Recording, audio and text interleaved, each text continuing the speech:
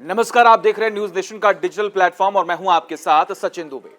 नमस्कार, मैं हूं आपके साथ रंजना सिंह राठौर और आज बात हरियाणा विधानसभा चुनावों की, क्योंकि आज का दिन बेहद महत्वपूर्ण रहा, जहां पर एक तरफ तमाम दिग्गजों ने अपना नामांकन दाखिल किया, तो वहीं कांग्रेस के लिए भी अब बड़ी चुनौती इसलिए हो रही है क्योंकि आम आदमी पार्टी एक के बाद एक अपनी लिस्ट जारी कर रही है। आज चौथी लिस्ट कांग्रेस की तरफ से भी आ सकती है, लेकिन इन सबके बीच सचिन एक सबसे बड़ा नाम हरियाणा विधानसभा चुनाव में इस वक्त गूंज रहा है, वो है विनेश फोगाट का। उन्होंने आज नामांकन भर दिया। जुलाना विधानसभा क्षेत्र से वो चुनावी बिगुल फूंक रही हैं और मीडिया से बातचीत करते हुए उन्होंने इस बात को साफ किया कि राजनीति में आने से उन्हें कोई परेशानी नहीं है, बहुत खुश है। हालांकि परिवार में कहीं ना कहीं मतभेद जरूर नजर आ रहा है। अब विनेश फोगाट चर्चा में क्यों आई, आप सभी जानते हैं। उन्होंने मेडल जीता, उसके बाद पीएम नरेंद्र मोदी से उनकी मुलाकात हुई, उसके बाद काफी नाराजगी जो है वो देखने को मिली और ब्रिजभूषण शरण सिंह को लेके जमकर विरोध किया गया, नारेबाजी की गई। उस वक्त तमाम पहलवानों ने जमकर विरोध किया और ये आरोप लगाया कि केंद्र सरकार उनका साथ नहीं दे रही और केंद्र में बीजेपी है। अब उसके बाद नाराजगी और भी बढ़ती गई और अंत में ये हुआ कि विनेश फोगाट अब अपना कैरियर पहलवानी में छोड़कर अब वो कांग्रेस के साथ आ गई हैं और उनका नाम सामने आया, लिस्ट में उनका नाम आया, चुनाव लड़ रही हैं। अब इसी को लेकर लगातार सियासी घमासान जो है वो जारी है और सबसे बड़ी बात, जैसा कि अभी आपने भी कहा, कि कांग्रेस और आम आदमी पार्टी ये दोनों अलग इस वक्त हरियाणा में चुनाव लड़ने जा रही हैं। पहले ये अनुमान लगाया जा रहा था क्योंकि खबरें सामने आई थी कि आम आदमी पार्टी और कांग्रेस एक साथ मिलकर जैसे उन्होंने लोकसभा चुनाव लड़ा उस तरह ही वो हरियाणा में भी चुनाव लड़ने वाली थी। लेकिन जैसे ही आम आदमी पार्टी ने लिस्ट जारी की, अब ये साफ हो चुका है कि इस बार के चुनावों में वो अलग अलग राह पर हैं। लेकिन ये कितनी बड़ी चुनौती होगी। हमारे सहयोगी रोहन भी हमारे साथ है। रोहन, कांग्रेस के लिए क्या ये फायदे का सौदा है या फिर नुकसान होता हुआ देख रहे हैं? यहाँ से आम आदमी पार्टी पूरी तरीके से अलग है, चौथी लिस्ट जारी कर दी गई है। जी बिल्कुल रंजना, आप देख लें, चौथी लिस्ट जारी कर दी है। कुल 61 उम्मीदवारों के नाम का ऐलान हो चुका है। पहले जहां कहा जा रहा था कि आम आदमी पार्टी कांग्रेस के साथ अलायंस में लड़ेगी, लेकिन सीट बंटवारे को लेकर बात फंस गई। बात इसलिए फंस गई क्योंकि कांग्रेस आम आदमी पार्टी को महज 5 सीट देने को लेकर राजी हुई थी। बट आम आदमी पार्टी की महत्वाकांक्षा भी है यहाँ पर। जिस आम आदमी पार्टी को पंजाब और गोवा में इतने अच्छे रिजल्ट्स मिले, वो हरियाणा में जाहिर सी बात है कि 5 सीटों पर तो राजी होगी नहीं, रजामंद होगी नहीं। तो यही जाहिर सी बात है, इसकी वजह से आम आदमी पार्टी ने अकेले चुनाव लड़ने का फैसला किया। अब आम आदमी पार्टी किस खास रणनीति पर काम कर रही है, ये देखना अहम हो जाता है। आम आदमी पार्टी की स्ट्रैटेजी ये है कि कांग्रेस और बीजेपी को जो बागी विधायक हैं, जिन्हें टिकट नहीं मिला, नाराजगी की वजह से उन्होंने बीजेपी छोड़ा, अब आम आदमी पार्टी उनको टिकट दे रही है। तो ये खास एक रणनीति पर आम आदमी पार्टी काम कर रही है। अब हाल ही में आज देख लें, आज की जो डेवलपमेंट है, विनेश फोगाट ने नामांकन भर दिया है, भूपेंद्र हुड्डा ने भरा नामांकन, इसके अलावा बीजेपी के अनिल विज ने नामांकन भरा, आम आदमी पार्टी से अनुराग ढोंडा ने भी नामांकन भर दिया। तो तमाम बड़े चेहरे जो है, क्योंकि कल आखिरी तारीख है नामांकन फाइल करने की, तो आज सबने नामांकन भर दिया है। विनेश फोगाट की चर्चा सबसे ज्यादा हो रही है। क्यों ज्यादा हो रही है? क्योंकि महिला पहलवानों का मुद्दा उठा था, कांग्रेस ने उनको शामिल कराया। अब यहाँ देख लीजिए, खेल असली यहाँ पे शुरू होता है। विनेश फोगाट के खिलाफ आम आदमी पार्टी ने जो उम्मीदवार उतारा है, कविता दलाल को उतारा है। WWE रेसलर हैं, जुलाना से कविता दलाल को फील्ड किया है। वहीं बीजेपी ने कैप्टन बैरागी को फील्ड किया है। दोनों यंग फेसेस हैं। तो विनेश फोगाट की चुनौती काफी ज्यादा बढ़ गई है। अब पहले जो माना जा रहा था कि फील्ड क्लियर है, विनेश फोगाट का रास्ता क्लियर है, अब चुनौती बढ़ गई है। लेकिन अभी मैं पढ़ रहा था और मैं लगातार ग्राफ भी देख रहा था, कहीं ना कहीं कांग्रेस को 19 के चुनावों से बढ़त मिली है। विनेश फोगाट जो कि अभी लगातार चर्चाओं में हैं, उनका नाम बहुत ज़्यादा सबके सामने आया है। एक सिंपैथी वोट भी उनके साथ इस वक्त बहुत ही ज़्यादा जुड़ा हुआ है। प्लस पॉइंट ये है कि बीजेपी को लेकर नाराजगी बहुत ज़्यादा है। अलग अलग जगहों पर कई ऐसे जो क्षेत्रीय दल हैं वो भी लगातार चुनाव अलग अलग लड़ रहे हैं।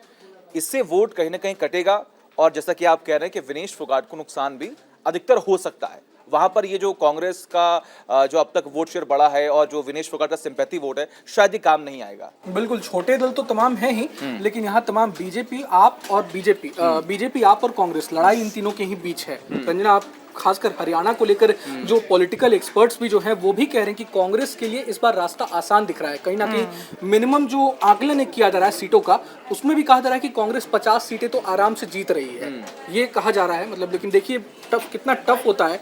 आज मैं पढ़ रहा था, नायब सिंह सैनी को लेकर सीएम जो है, तो उनको लेकर भी एक खबर सामने आई है कि नायब सिंह सैनी आज राज्यपाल से विधानसभा भंग करने की सिफारिश कर सकते हैं। ये एक डेवलपमेंट आई है। सिफारिश इसलिए कर सकते हैं क्योंकि 6 महीने के अंदर सदन की बैठक एक बार बुलानी होती है। पिछली बैठक आई थिंक 12 मार्च को हुई थी और 12 सितंबर को बैठक होनी थी, लेकिन बैठक हो नहीं सकी, चुनाव के ऐलान हो गए हैं। तो इस वजह से विधानसभा भंग करने की भी सिफारिश आज कर सकते हैं। ये एक लेटेस्ट डेवलपमेंट। लेकिन रोहन, एक समझने वाली बात यह है कि एक लोकतांत्रिक देश में जहां पर जो चुनाव होते हैं वो वाकई जमीनी मुद्दों पर लड़े जाने चाहिए, लेकिन हरियाणा विधानसभा चुनाव से बिल्कुल उलट अभी से नजर आ रहा है, जब नामांकन अभी भरना शुरू ही हुए हैं, कि यहाँ पर ऑपरेशन बागी नजर आ रहा है कि कोई किसी पार्टी से निकला तो उसको टिकट दे दिया जाए। इससे नाराजगी स्थानीय कार्यकर्ता जो ग्राउंड लेवल पर उसमें साफ तौर पर देखने को मिलती है। दूसरा जो है सिंपैथी वोट का इस्तेमाल, जैसा सचिन ने जिक्र किया, तो मुझे लगता है कहीं ना कहीं जमीनी मुद्दे खोते चले जा रहे हैं। क्या ये जनता को दिखेगा, इसका जवाब मिलेगा कैसा? जो जिस तरीके की तस्वीरें निकलकर सामने आ रही हैं, क्योंकि कांग्रेस बहुत ज्यादा कॉन्फिडेंट है, और खासतौर पर लोकसभा चुनावों के बाद जिस तरीके से राहुल गांधी हो या तमाम बड़े नेता, अखिलेश यादव भी है जो इंडिया अलायंस के हैं, सब बड़े बड़े मंचों से इसी बात का जिक्र कर रहे हैं कि करारा जवाब पार्टी को मिल गया है, भारतीय जनता पार्टी को मिल गया है। लेकिन आपको अगर एक मैंडेट दिया है जनता ने तो कुछ भरोसा करके दिया है, लेकिन अगर विधानसभा चुनावों में उन मुद्दों को एक बार फिर से दरकिनार किया जाता है और सिंपैथी पे वोट लेने की कोशिश, क्योंकि हालांकि हमने कई चेहरे ऐसे देखे हैं जिन्हें कितने ही बड़े स्टार रहे हो, बॉलीवुड स्टार रहे हो, लेकिन उन्होंने जीत हासिल नहीं की है। ये एक नया ट्रेंड बन गया है आजकल की राजनीति में, क्या रोहन?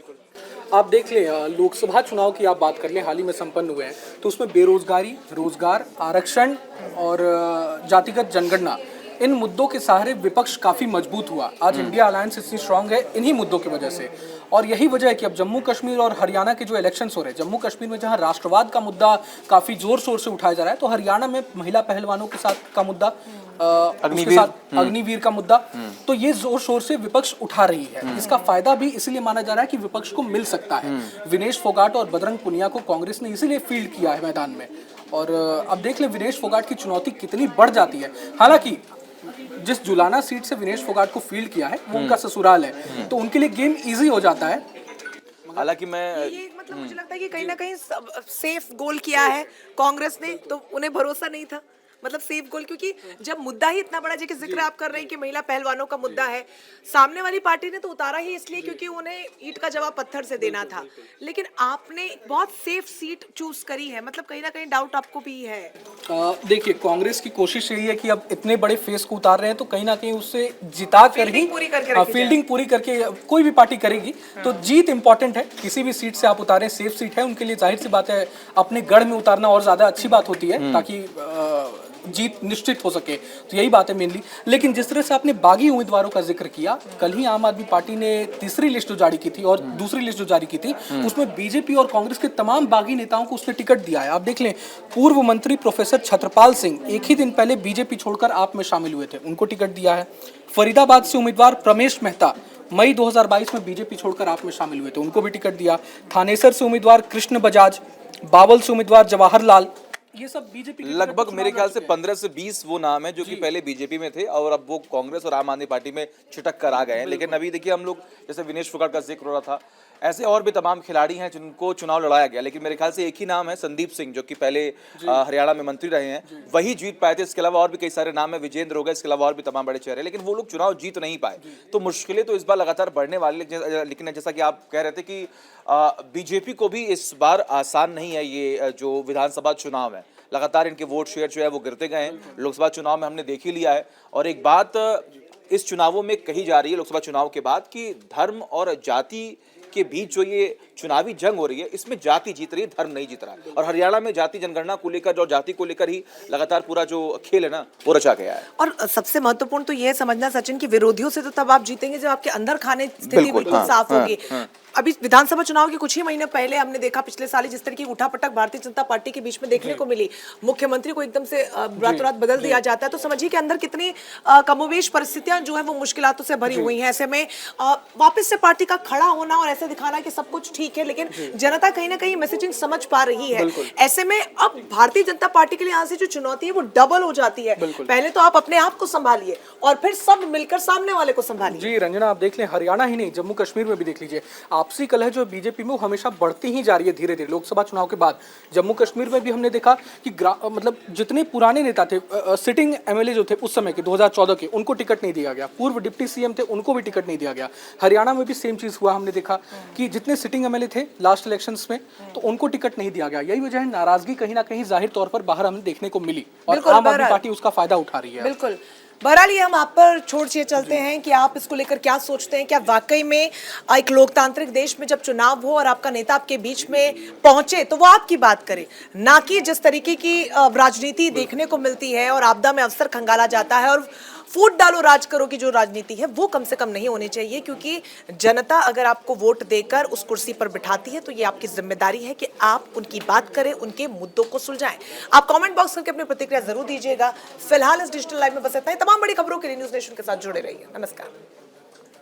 न्यूज नेशन अब व्हाट्सएप पर खबरों के ताजा अपडेट के लिए न्यूज नेशन के इस QR कोड को स्कैन करें।